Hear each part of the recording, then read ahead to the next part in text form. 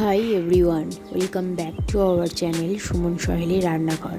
আজকে আমি অনেক দিন পর একটা ভিডিও নিয়ে উদয় হয়েছি যথারীতিভাবে।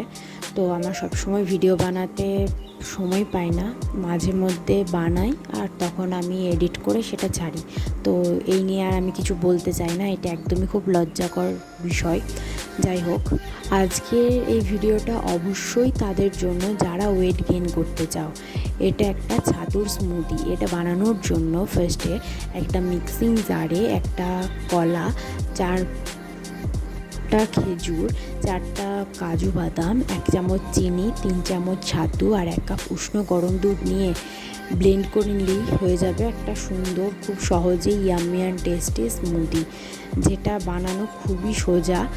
আর এটা 1 মাস খাওয়ার পর অবশ্যই তোমরা রেজাল্ট পাবে। আমিও পেয়েছি, তোমরাও পাবে। সো দেরি না করে যারা ওয়েট গেইন করতে চাইছো অবশ্যই এই স্মুদিটা খাও। আর রেজাল্ট কি পেলে না পেলে সেটা অবশ্যই কমেন্টে জানাতে ভুলো না। আর চ্যানেলটাকে সাবস্ক্রাইব করে ভিডিওটা লাইক কমেন্ট শেয়ার করে দাও। টাটা।